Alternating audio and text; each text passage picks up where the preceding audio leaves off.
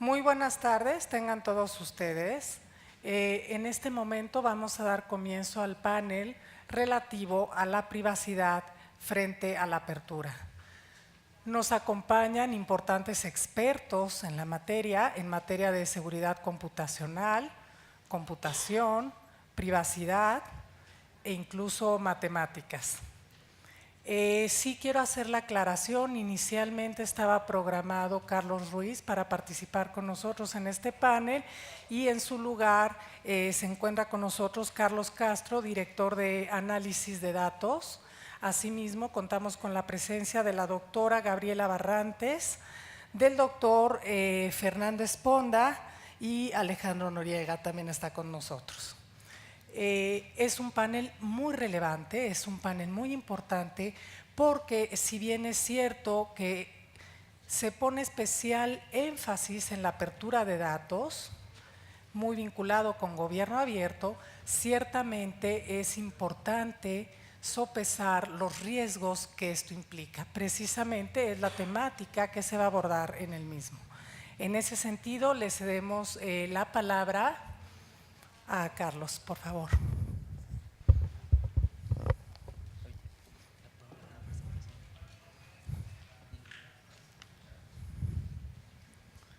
Bueno, sí, pueden poner la presentación.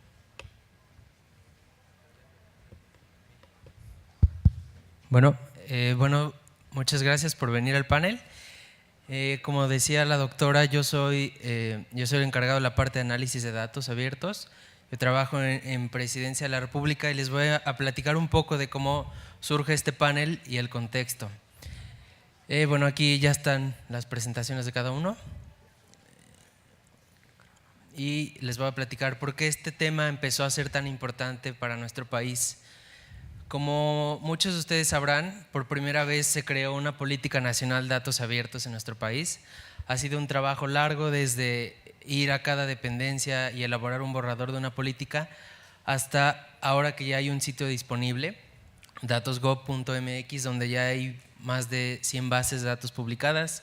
Tenemos diferentes secciones como historias donde se muestra el uso de los datos y pues la verdad es que ya dimos un paso importante en este proceso, pero todavía faltan muchas cosas por hacer.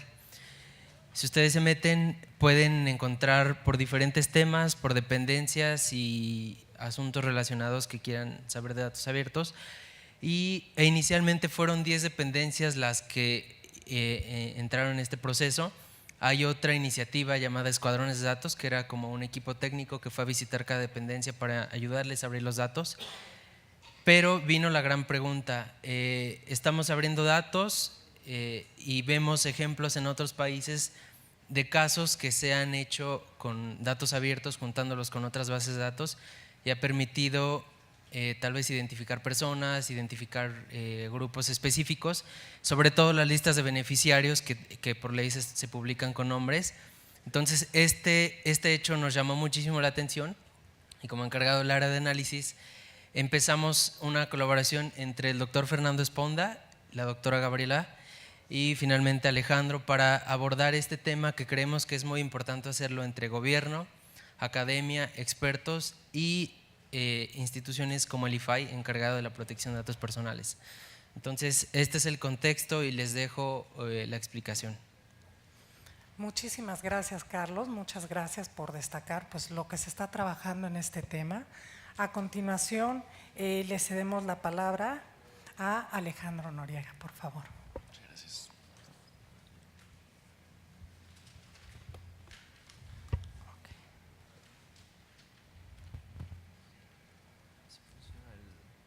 ¿El apuntador? Ok. Bueno, pues como mencionaban, creemos que cuando pensamos acerca del tema de privacidad, se tiene que pensar en el tema de privacidad en el marco de buscar un balance entre los beneficios de datos abiertos y el problema de la privacidad de datos abiertos. Y es con este mismo marco conceptual sencillo que está estructurado este panel en 3 partes. Está estructurado en beneficios, riesgo de la privacidad y balance beneficios-privacidad. Yo voy a hablar de beneficios, el doctor Esponda se va a concentrar en riesgo a la privacidad y la doctora Barrantes se va a concentrar en el balance de beneficios-privacidad. Dentro de beneficios, bueno, obviamente todo este evento está enfocado prácticamente a beneficios, entonces yo nada más voy a tratar de hacer un pequeño resumen de las cosas relevantes para privacidad. Y vamos a empezar con la relevancia macro, de cuál es la relevancia de datos abiertos en cuanto al panorama macroeconómico de una región, de un país.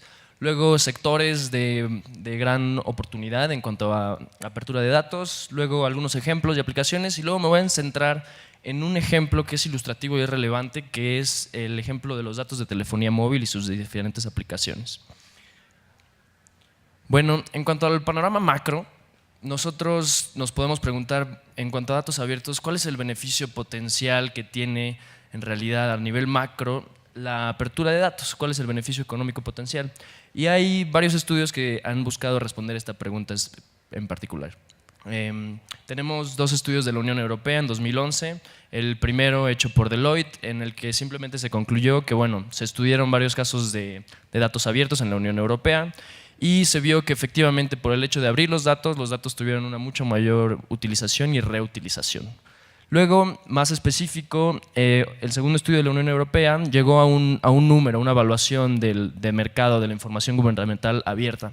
Y los resultados fueron, bueno, en cuanto a beneficios directos, se tiene que son 40 billones de euros anuales en 2008, el valor de mercado de los datos abiertos de la información gubernamental. Y eso sí se toman los beneficios directos, y si se toman los beneficios directos e indirectos son 200 billones de euros, mismos que son 1.7 del PIB de la Unión Europea anual. Luego, por ejemplo, tenemos otro estudio de McKinsey que de nuevo trató de evaluar este mercado, qué tan relevantes las iniciativas de datos abiertos en el mundo. Y bueno, ellos llegaron a la conclusión que a nivel mundial, tan solo evaluando la relevancia en 7 sectores de la economía, el mercado tiene un valor de 3 trillones anuales. Esto en el escenario inercial y 5 trillones anuales en el escenario de una mayor efectivamente una mayor apertura de datos. Y bueno, hace apenas algunos meses tenemos el último estudio, que es del Banco Mundial, que básicamente se preguntaron, bueno, vamos a sintetizar lo que se sabe hoy en día, y llegaron a la conclusión que aunque los resultados no son directamente comparables y aunque existen algunas dificultades metodológicas para evaluar, estoy seguro que muchos de ustedes cuando les di los números dijeron, bueno, sí, pero ese número, ¿cómo lo calcularon? ¿Qué significa? La conclusión del Banco Mundial es que efectivamente no son directamente comparables y efectivamente hay dificultades metodológicas, pero todos son consistentes en apuntar a que existe un gran potencial económico a nivel macro de una mayor apertura de datos.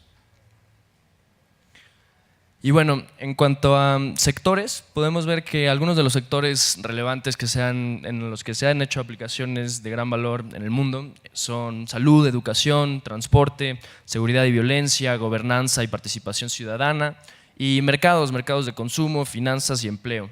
Algunas de las aplicaciones, de ejemplos de aplicaciones que están ahí listadas del lado derecho, no tenemos tiempo para platicar de cada una, por supuesto, pero los invito a que quizá algunas de ellas que les interesen las busquen en internet, son bastante emblemáticas e interesantes. Sector salud tenemos Cuídate y Chécate Aquí, que son ejemplos locales de la Ciudad de México, con datos de la Ciudad de México.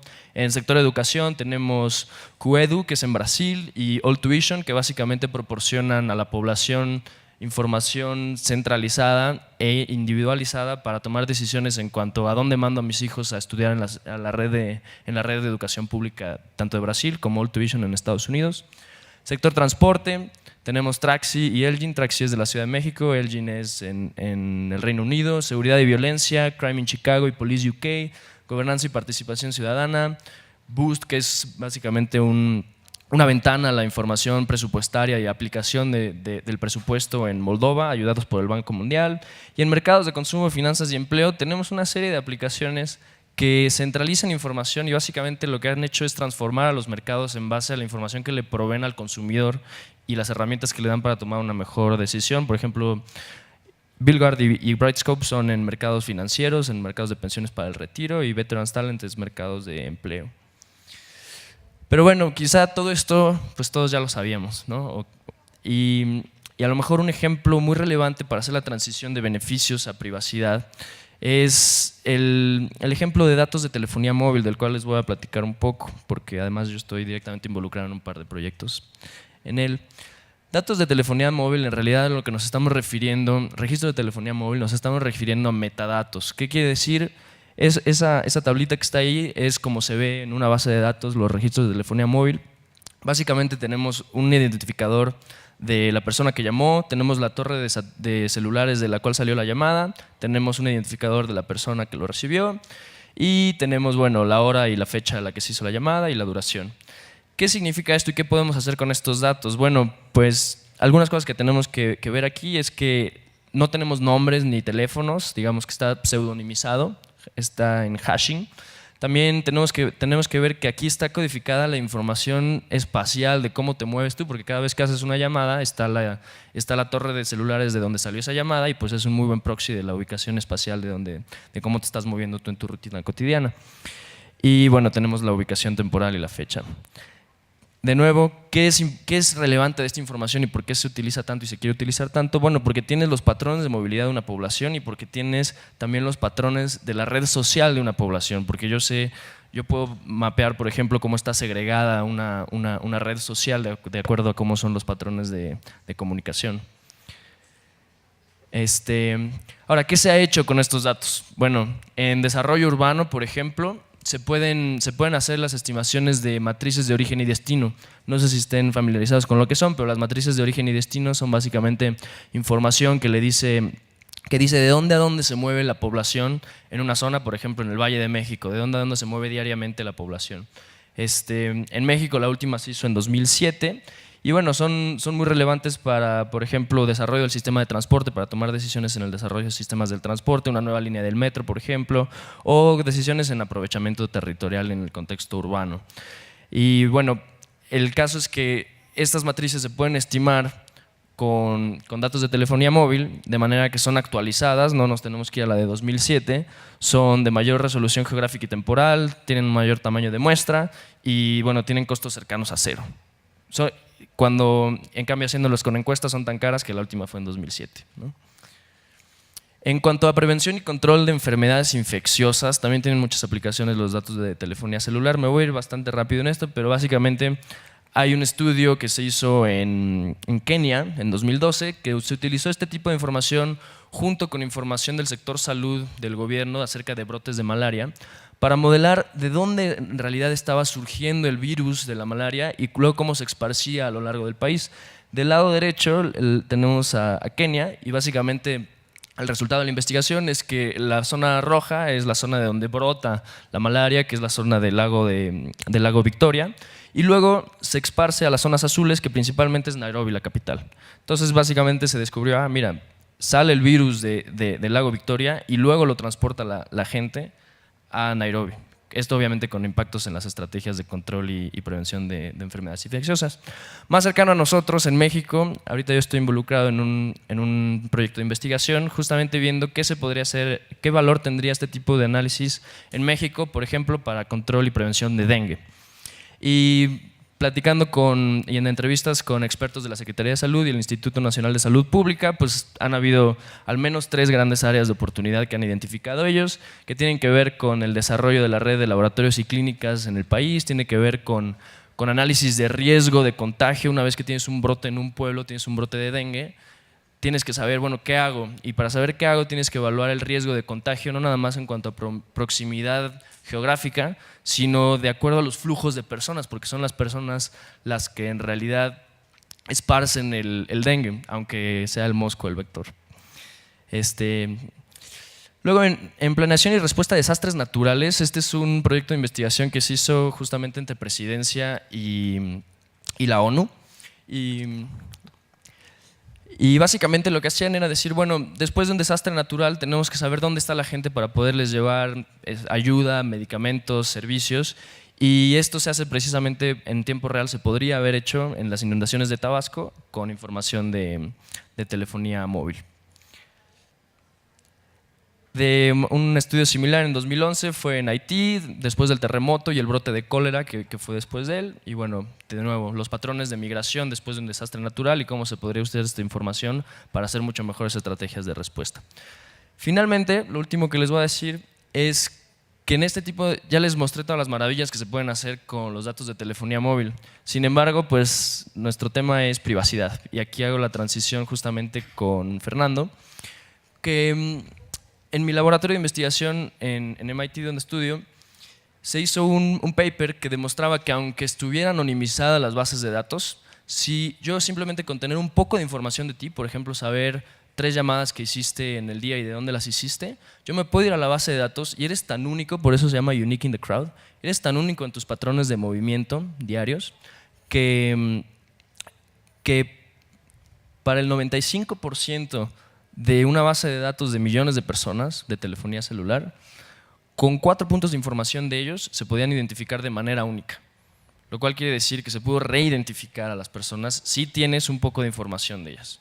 Y con esto, pues le paso la palabra a Fernando. Hola. A ver. Ok. Pues bueno, de alguna manera somos los aguafiestas de la apertura de datos. No queremos ser, pero yo creo que es muy importante reconocer que con toda nueva tecnología y nuevas oportunidades hay ciertas responsabilidades que debemos tener y no queremos que esto sea algo que se nos ocurra después de que ya hicimos las cosas. Tenemos que tener en mente las problemáticas que pueden venir, ¿no? De abrir datos, sí, nos quedan claros los beneficios, pero no hay que estar cegados a los posibles peligros que hay de nada más abrir los datos, sí, porque sí. Y muchas veces los riesgos no son inmediatamente aparentes, ¿no? Rara vez se piensa en ellos al momento de liberar los datos. Voy a tratar de ser un poquito más específico, pero no demasiado, en lo que me refiero a privacidad. Pero, ¿qué riesgos son los que tenemos que tener tener en mente? La sensibilidad de los datos mismos. Hay datos que por sí son sensibles. No sé, mi nombre con cuánto gano es asociado o dónde vivo, cosas de ese estilo. Las inferencias que pueden hacerse acerca de los individuos, vaya, tienen datos de mí que igual y no son particularmente sensibles, como qué películas veo, pero por ahí se pueden hacer inferencias de mi preferencia sexual o de cuando compras cosas de algún estado médico que tenga. Y algo que hay que tener mucho en cuenta, supongo que muchos de ustedes son científicos de datos o están pensando ser científicos de datos y sabrán que cada que se hace una inferencia, pues nunca son perfectas y hay falsos positivos, hay falsos negativos, hay cosas en donde nos equivocamos y por lo general nosotros, científicos de datos, vemos un porcentaje chiquito y decimos, bueno, solo me equivoco en un 1%, en un 0.1%. Pero cuando eso lo llevas al tamaño de una población, le puedes echar a perder la vida o las oportunidades a un montón de gente. Ese 0.1%, 0.01%, significa mucha gente de la cual puedes estar haciendo inferencias equivocadas, ¿no? Que si tiene alguna enfermedad, etcétera. La privacidad, en general, a lo que me refiero con eso, es pues uno, el derecho a no ser observado, ¿no? A la recolección de datos, que cada vez se vuelve más delicado porque todo el tiempo, bueno, ahorita yo asentí estar aquí arriba, pero seguro salgo a la calle y hay fotos de cámaras del gobierno, etcétera, por todas partes se está recopilando datos acerca de mí y me están observando. El derecho a decidir el uso de tus datos. Bueno, ok, hay datos de médicos, por ejemplo, que están almacenados en algún lugar, igual y yo debería tener el derecho, tengo el derecho, creo, de poder decidir cómo se usan esos datos. Y luego el derecho a no ser identificado. Quizá me parece bien que utilicen mi información como para hacer estudios estadísticos de cuál es la prevalencia de ciertas enfermedades, etcétera, pero no quiero que se me identifique a mí como individuo, ¿no? Y ese derecho a la privacidad es el que poco a poco se está erosionando en nuestra época. De hecho, creo que nuestra propia conciencia de privacidad no la tenemos bien desarrollada, ¿no? Es evidente las cosas que subimos a la red, etcétera, que no pensamos bien cómo eso puede afectar en el futuro y porque no estamos conscientes todavía de los posibles usos. Entonces, el objetivo es, pues, de la privacidad, por una parte, proteger la seguridad de los individuos.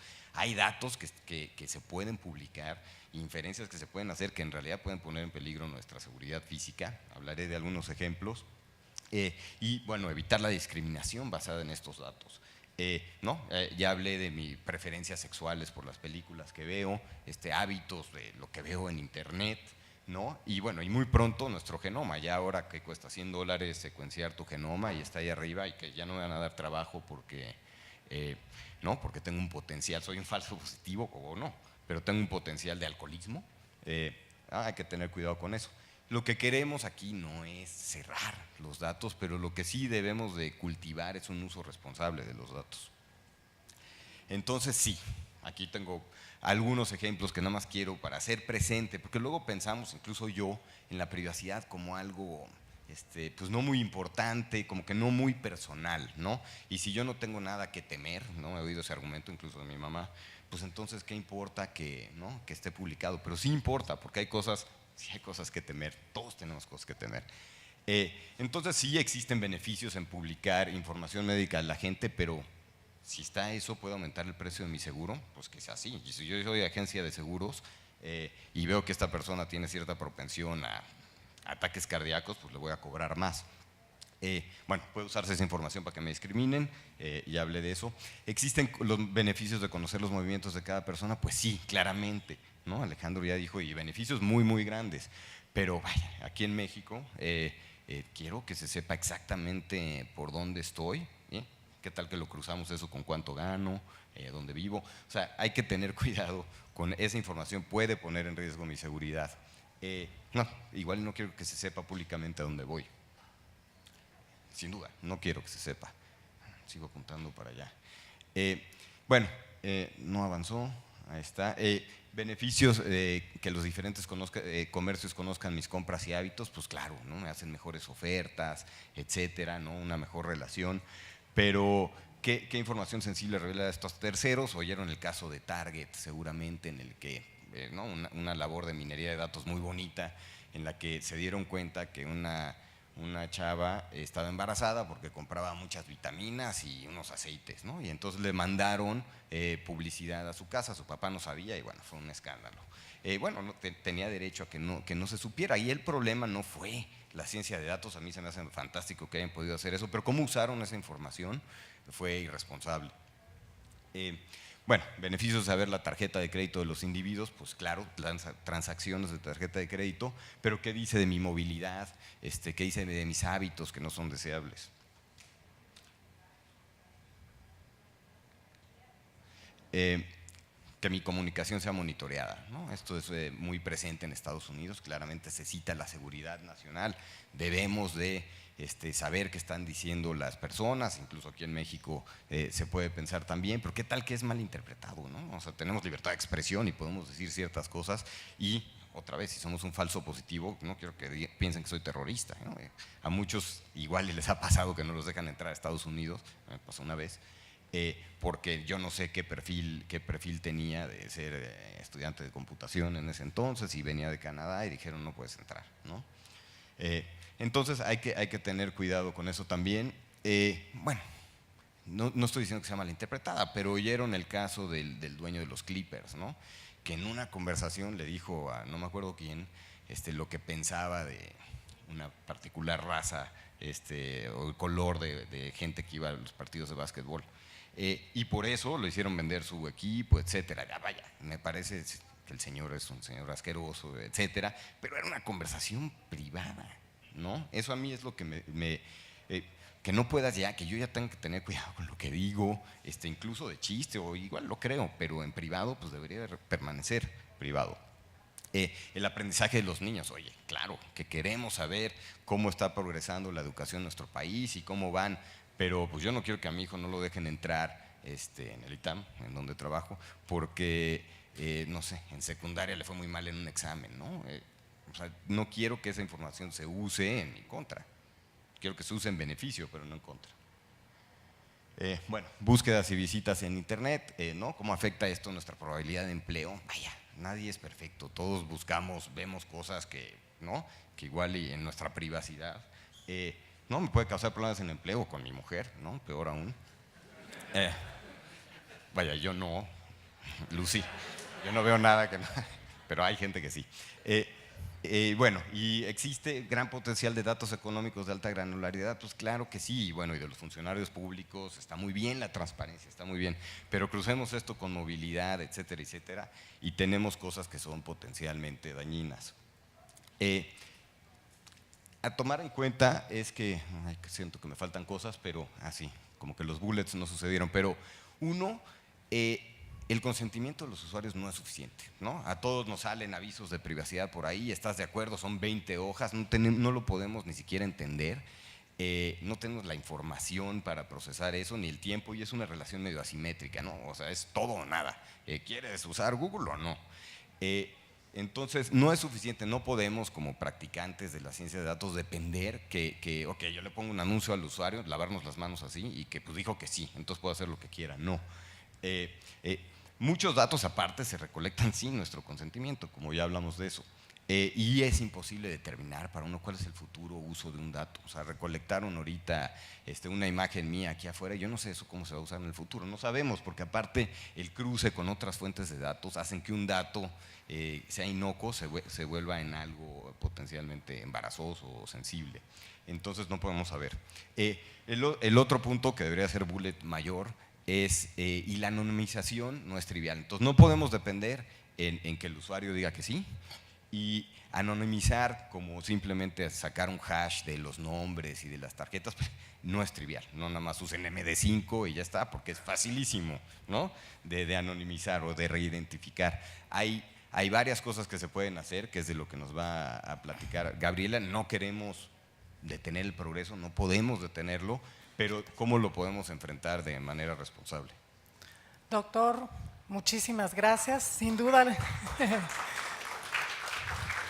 sin duda alguna, bueno, de alguna manera hemos visto los beneficios, la competitividad, la innovación, la implementación y diseño de políticas públicas en la apertura de datos, pero sin duda alguna los riesgos están latentes. El tema de datos personales, de protección de datos personales, tiene que tener un toque más preventivo frente a acciones ex post que ocurren y una vez que se ha generado el daño. Doctora, le cedo la palabra. Gracias. Bueno, buenas tardes a todos. La cosita. A ver, mi punto de vista en esta parte de la exposición, más que decir y podemos arreglarlo todo, es ver algunas formas de mitigarlo, porque no se puede arreglar. Recordemos que debería haber un balance entre la protección a la privacidad de nosotros y las necesidades como sociedad, ciertamente. Y aquí menciono este artículo, el Big Data and Privacy, no es un artículo de conferencia, sino que es un reporte al presidente de Estados Unidos de mayo de este año. Algunos de ustedes lo habrán leído, les recomiendo que lo lean, porque eso es un ups, uy, tenemos todas estas cosas en Big Data y nos acabamos de dar cuenta que estamos exponiendo demasiado, estamos poniendo gente en peligro. Okay. Por eso lo menciono, porque hasta en Estados Unidos, que es de donde viene la mayor parte de las ideas sobre análisis, etcétera, ya están empezando a tomarse muy en serio esta parte de la privacidad. Y el otro problema es que ciertamente uno puede anonimizar los datos mucho, pero entonces no tienen ninguna utilidad. ¿Okay? Entonces el mantener el equilibrio es complicado. Y bueno, yo soy en realidad originalmente de seguridad, la única forma de tener seguridad perfecta es estar encerrado en el sótano sin conexión a internet, etcétera, etcétera, pero ninguno de nosotros quiere hacer esto. En el caso de la privacidad, pues es lo mismo, ¿verdad? Si uno quiere comunicarse con la gente va a acabar usando Google o alguna cosa y eso no debería ser peligroso, pero en este momento lo es. Entonces, el problema es ese, en la naturaleza indeleble de esos datos. Una vez que los datos salen, y eso yo creo que todos estamos conscientes, no los podemos recuperar, ya, están fuera. Alguien los tiene o alguienes miles lo tienen. Entonces, de lo que se va a tratar esta parte es de cómo podemos obtener, recuperar, o como ustedes lo quieran ver, el control de nuestra información personal. Entonces, ¿cómo la perdemos? Y de esto ya han hablado los compañeros. Cuando organismos públicos o privados publican datos que pueden ser utilizados para averiguar información. ¿A qué me estoy refiriendo con eso? Bueno, volviendo a Estados Unidos, ustedes saben que se publican los datos del censo, o sea, ustedes los pueden accesar en línea, ahí están todos los datos, están disque anonimizados. Con esos datos han identificado gente con muy poca dificultad.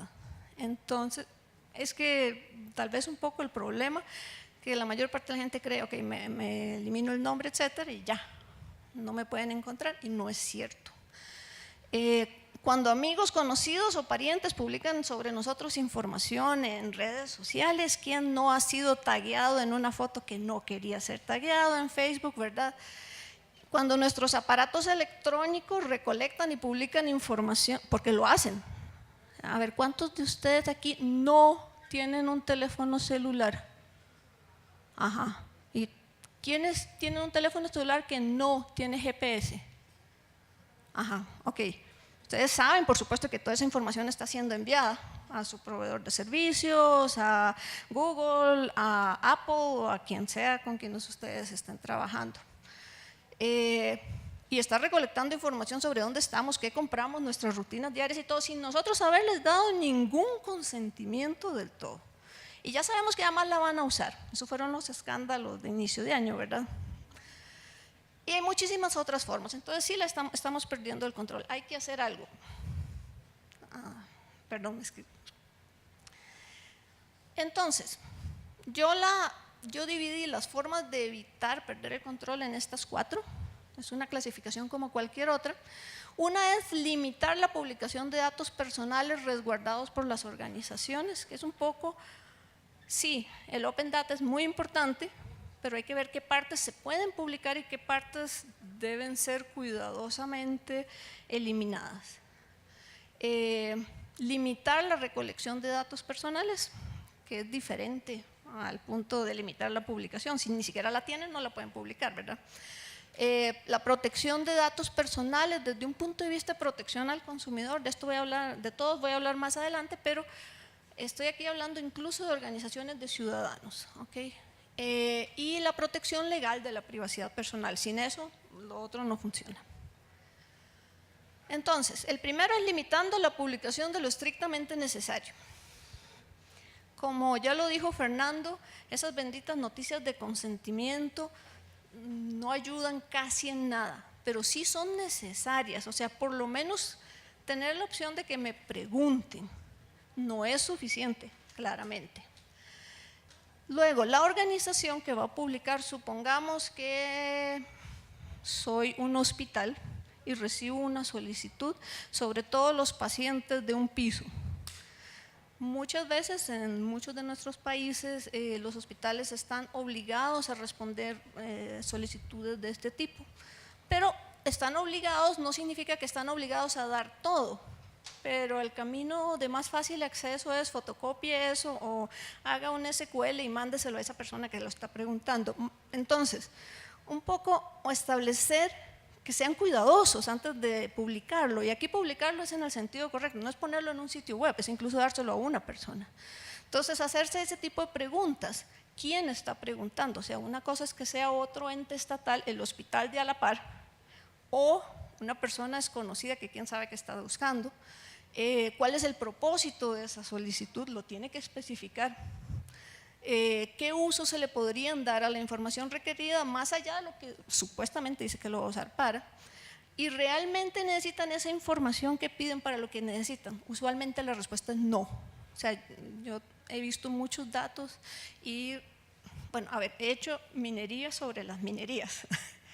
Y usualmente piden demasiado porque no saben realmente qué van a ocupar y entonces se embarcan en excursiones de pesca y piden de todo cuando ocupaban un 2% de eso, pero ya tienen el resto si les respondimos todo. ¿Y qué consecuencias a largo plazo podría traer la publicación de esos datos? Por favor, noten que ninguna de estas preguntas es fácil de contestar, ¿ok? Entonces, ahí hay una serie de áreas de investigación de por sí. Y claramente, y si no, no estaría yo aquí frente a ustedes, existen soluciones tecnológicas, pero, y ahora sí insisto, son insuficientes. O sea, se sabe en este momento que son insuficientes. Entonces, ¿cómo hacemos técnicamente? De nuevo, otra pequeña clasificación. eliminamos identificadores directos, por lo menos quitemos el nombre y el identificador y quizás la foto, ¿verdad? Antes de devolverle todos los datos. La anonimización, que hay muchas técnicas, por ejemplo, generalizar los datos, etc. Enfoques criptográficos, que son en este momento experimentales, y retorno de resultados únicamente, esto es, páseme la consulta, yo hago la minería y solo le devuelvo los resultados, en lugar de darle los datos en crudo para que usted haga la minería. O únicamente estadísticas, no sé, media, desviación estándar sobre lo que sea que usted está preguntando. Vean que todos atacan un punto, pero no todos, y ninguna es 100% efectiva.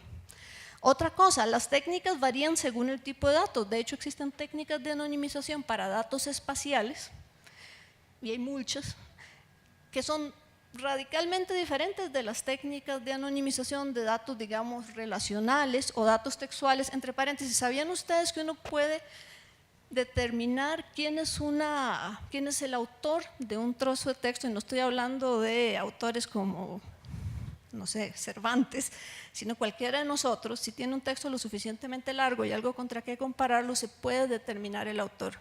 Entonces hay técnicas para anonimizar hasta eso. Y básicamente todos estos enfoques técnicos tienen problemas, no tengo tiempo para hablar de ello, pero es una charla muy interesante y se requiere más investigación y financiamiento en estos temas. Hice un pequeño ejemplo que no tiene nada que ver con la técnica en sí, sino con la más básica. Quitemos las cosas personales. Entonces, quitamos este tipo de cosas, cualquier dato que identifique a la persona directamente. Aquí la palabra clave es directamente, ¿verdad? ¿Será esto suficiente? Bueno, veamos aquí. El mayor problema de todo esto es la reidentificación por enlace que mencionaron tanto Alejandro como Fernando, y es el hecho de que nosotros tenemos un montón de información extra. Entonces, alguien me solicitó estos datos, yo muy responsablemente quité la columna de nombre, ¿verdad? ¿verdad? Los anonimicé. Y sin embargo, en el registro civil tengo estos otros datos y entonces, claro, es único en la multitud.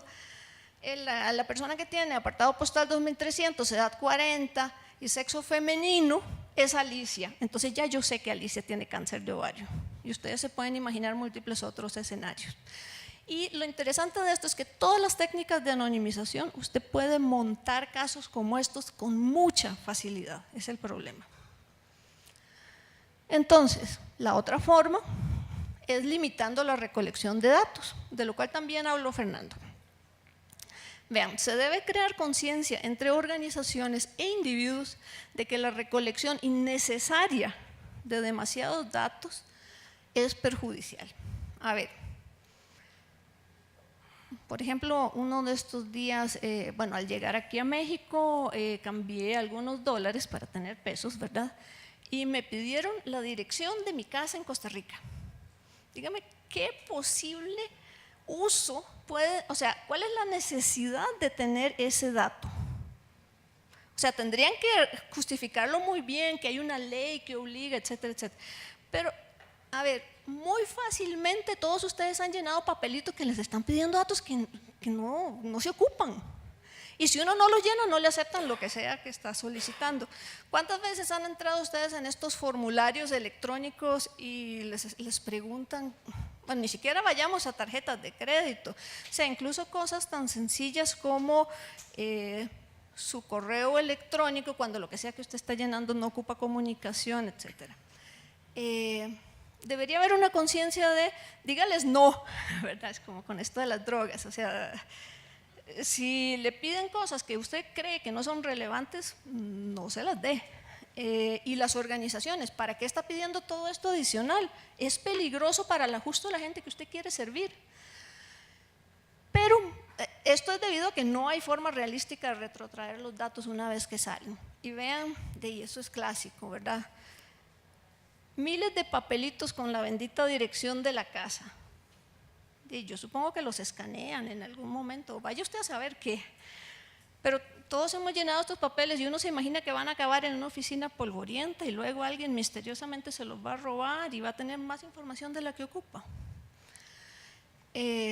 Pero esto, interesantemente, es de los enfoques menos populares y a mí sí me parece que es algo en lo que vale la pena invertir un poquito de tiempo. Ya. ¿Perdón? Oh, perdón. Nada más dos observaciones. La otra cuestión es que tenemos que proteger al consumidor, o sea, a nosotros mismos.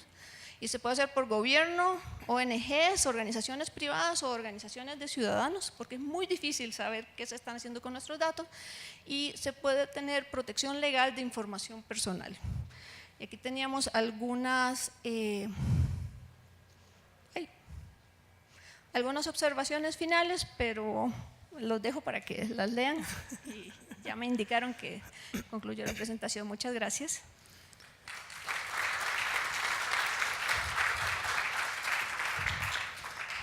Muchísimas gracias, doctora.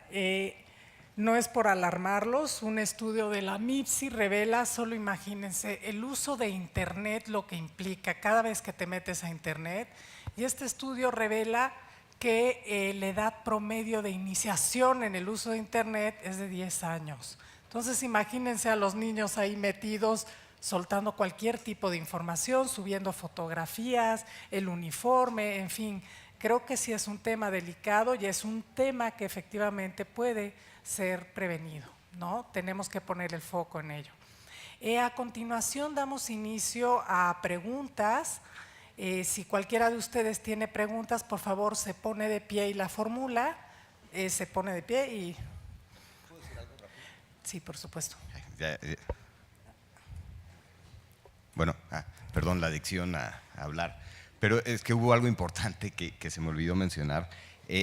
Por una parte, este asunto de privacidad ciertamente nos pone en riesgo como personas, pero creo que pone en riesgo todo el proyecto de datos abiertos. Piensen nada más en un escándalo muy vistoso de algún funcionario público o el rey de Marte, en donde se le reidentifique y se le saque algo que sea verdaderamente embarazoso y cierran, empieza a no haber datos abiertos, los empiezan a modificar, ya no es confiable la información, entonces va más allá de protegernos nosotros, sino es proteger el proyecto. Muchísimas gracias. Adelante. Dentro de la arquitectura de la política de datos abiertos, existen lineamientos para proteger los datos personales que tienen las bases de datos antes de ser publicadas, y de ser así, ¿qué criterios tiene estos lineamientos?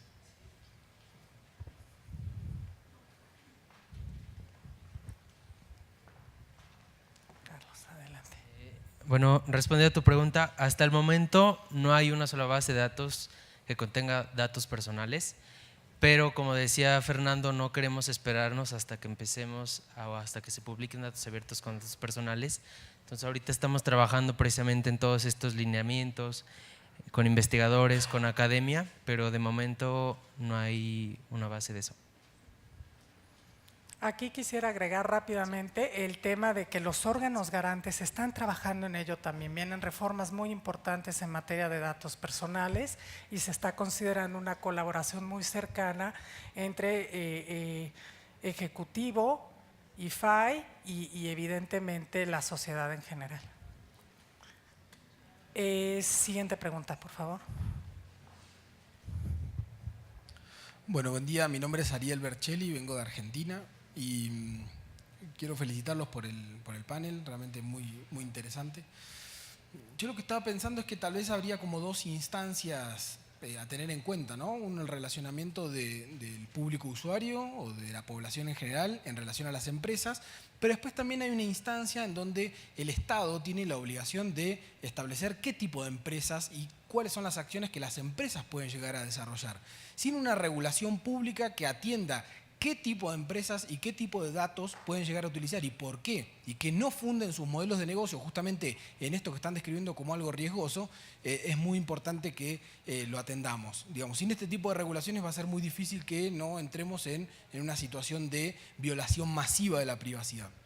Y comento esto porque obviamente me surge por lo que estuvieron comentando, pero también porque la Autoridad de Protección de Datos Europea está a punto de prohibir, por ejemplo, 3 tipos de dispositivos artefactuales, ¿no? Si uno mira la relación del público usuario o del Estado controlando empresas, ve que ahí hay sujetos, ¿no? Sujetos de carne y hueso o personas jurídicas, ¿no? Pero también hay artefactos que están generando una tendencia a que este tipo de recolección de datos sea un hecho constante, se están fundando modelos de negocio. Por ejemplo, las tecnologías que son vestibles o los teléfonos celulares de pulsera o lo que se llama domótica, que es todo el tema de utilización de tecnologías para el control del hogar, en realidad están siendo como intervenidas. Es decir, casi hay como una especie de alerta de decir, por favor, no continúen desarrollando este tipo de tecnologías. ¿Quién quiere? Ok, Alejandro. Justamente se me hace relevante el caso de registros de telefonía móvil en relación a tu comentario, porque si bien a lo mejor hoy no hay bases gubernamentales que tengan, hay bases de datos públicas gubernamentales que tengan datos de individuos, sin embargo el sector privado está llena de ellas. Y si bien sí hay regulación, por ejemplo, en el sentido en que cuando se comparten estas bases de datos deben de ir anonimizadas, pues realmente la ciencia de datos va un paso adelante de la legislación hoy en día en cuanto a la posibilidad de reidentificación. Y es precisamente el caso de las bases de datos de registros de telefonía móvil, por ejemplo. Ahí en mi grupo de investigación en Estados Unidos, nosotros tenemos acceso a una de estas bases de datos de telefonía móvil con la cual hacemos análisis. Y hacemos análisis tanto del beneficio como del riesgo a la privacidad. Así como nosotros, hay montones de grupos de investigación que empiezan a tener más acceso a ellas. Y sin embargo, ahí sí, pues digamos que la ciencia de datos va un paso adelante hoy en día de la legislación.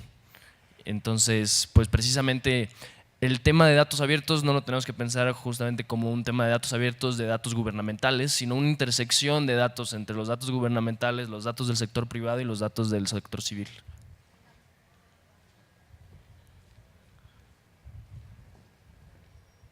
No, nada más para agregar a esa respuesta que estoy de acuerdo. Esa es la cuestión, que muchas veces los datos pareciera que o no tienen datos sensibles o que no son datos personales, pero en este tema de la reidentificación, utilizando pedacitos por todos lados, casi cualquier cosa es peligrosa y hay que considerar sus implicaciones. La domótica es peligrosísima. Ok, van a saber qué tienes. A ver, ¿quién ha visto los refrigeradores inteligentes? O sea, van a saber qué tiene usted, cuándo le toca comprar, cuándo sale a comprar, cuánto compra, qué compra, si hay un vegetariano en la familia, no sé. Y todo esto siendo transmitido hacia alguna parte. Los que tienen sistemas de seguridad en las casas, eso está siendo monitoreado por una compañía. ¿Qué están haciendo con esos datos? No lo sé. Un compañero en mi grupo de investigación en Nuevo México me comentaba que en la Universidad de Penn State, no sé, no he comprobado el dato, pero suena razonable, prohibieron cualquier proyecto que utilizara drones. O sea, ustedes saben que Amazon dijo que es una barbaridad, ¿verdad? O sea, no solamente nos están observando con cámaras fijas, sino que ahora van a tener aparatitos volando a ver qué estamos haciendo. Entonces, casi cualquier base de datos debe ser revisada. No hay tal cosa como una base de datos que no tenga información personal, porque puede ser juntada con esto, con aquello y después identificar a la persona. Muchísimas gracias. 2 preguntas más y terminamos. Y ok, ustedes dos, con eso concluimos. Gracias, buenos días, Gabriela Vargas.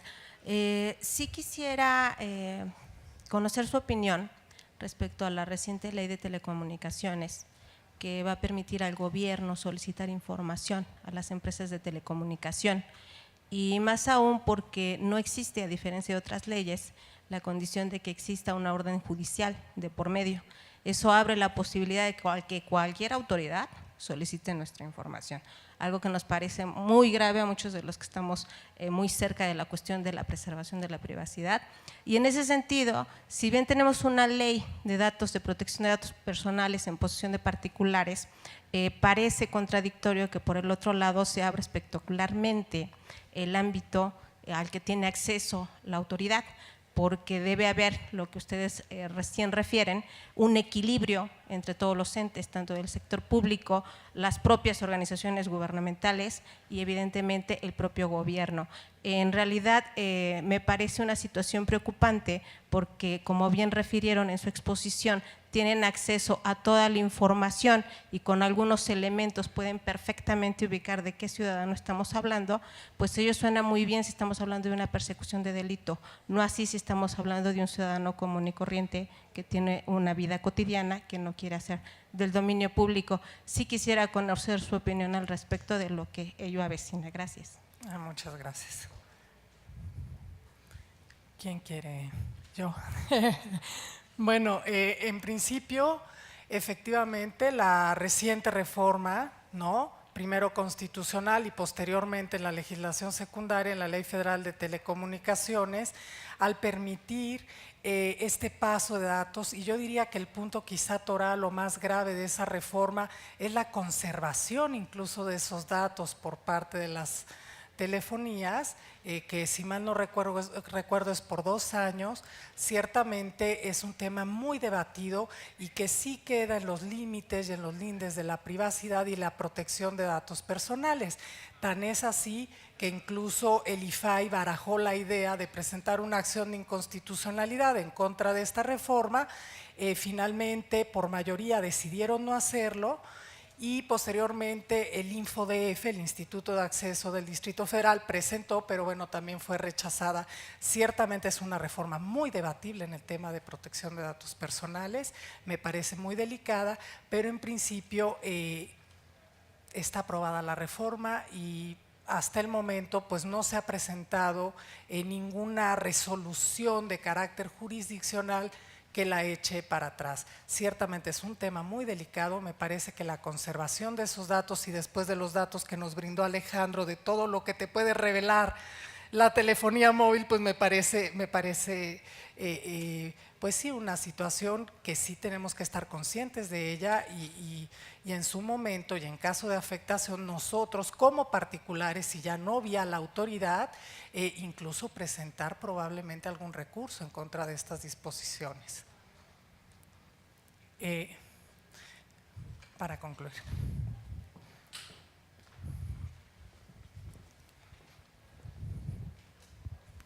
Buenas tardes, Pedro Lichle. Ahora les digo de dónde vengo y por qué mi pregunta es más como una cuestión de reflexión. Soy director general de información de la Secretaría de Turismo. Somos el área más técnica, por llamarle así, dentro de la Secretaría. Y estamos justamente iniciando a explorar varios proyectos. El sector turismo es uno de los más, por llamarle así, nobles en estos temas de Big Data, Open Data, por las características propias de que es un sector comercial internacional. Y la tendencia en el mundo, inclusive organizaciones como la Organización Mundial del Turismo, que es de la ONU, la propia ONU, la OSD, están abriendo foros sobre Big Data para el turismo en todo el mundo. Ante lo que acaban de comentar, sabiendo que la ciencia de datos va avanzando mucho más rápido que la propia legislación, ¿qué considerarían que debería ser el rol del gobierno en este momento desde el punto de vista de las áreas técnicas? Si seguir abriendo, digamos que o lanzando el anzuelo para seguir haciendo investigación sobre estos temas, o pues no continuar explorando. Es como una disyuntiva, ¿no? Se tiene que tener información para una toma de decisiones, para una política pública basada en evidencia, como lo está haciendo Salud, pero ¿hasta qué punto puede generar, por el otro lado, este tema de que las solicitudes de información, las búsquedas, puedan pues detonar algún otro tipo de problemática? Muchísimas gracias. ¿Quién desea tomar? Carlos, ¿deseas?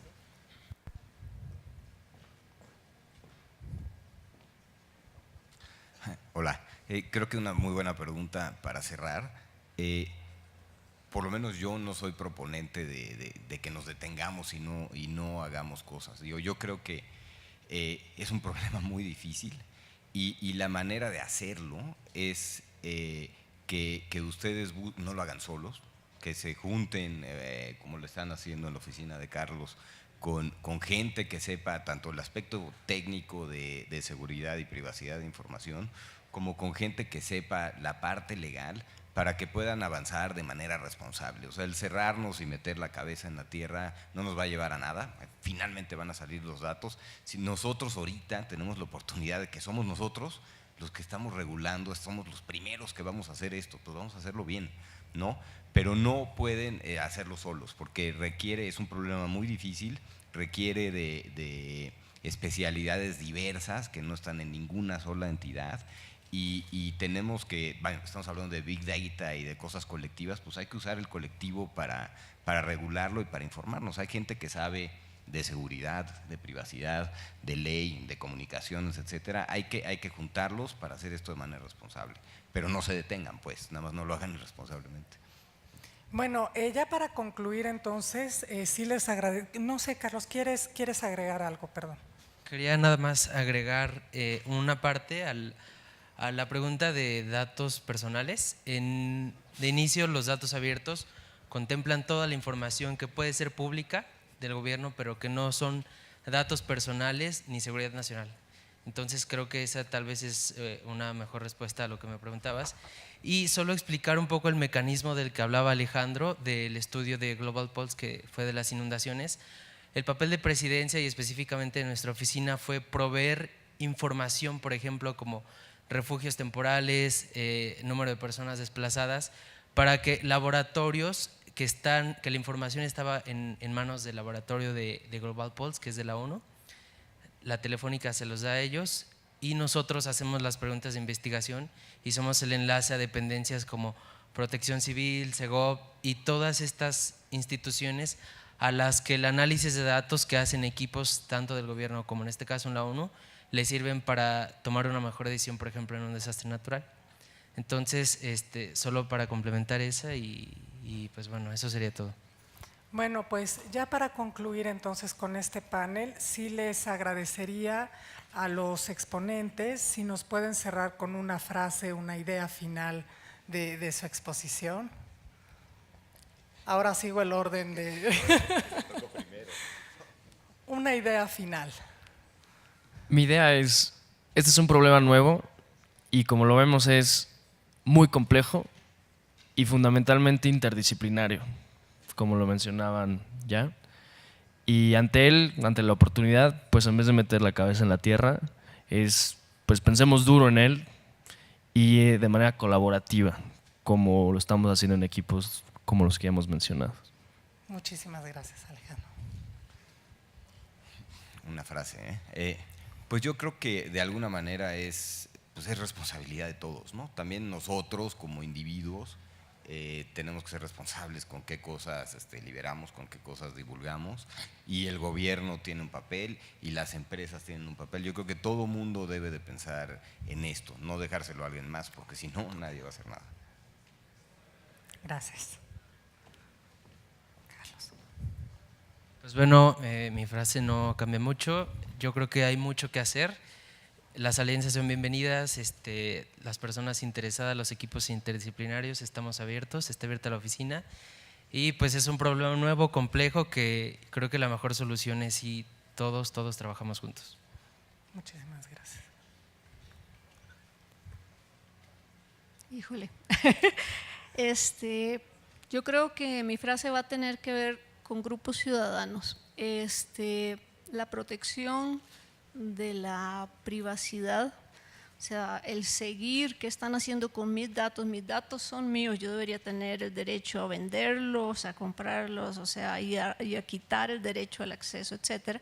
Pero ninguna persona, y hablo con conocimiento de causa, yo soy de computación, es más, mi especialidad es seguridad, yo no puedo seguir qué están haciendo con mis datos. El ciudadano común, que no es menos, quién sabe si mucho menos, pero Aquí hay que resaltar el posible papel de organizaciones que junten experticia, o sea, y organizaciones, insisto, de nivel ciudadano, que permitan ser la voz de esas personas. Pues muchísimas gracias a todos, muchas gracias a nuestros panelistas y gracias a ustedes por su atención. Hasta luego.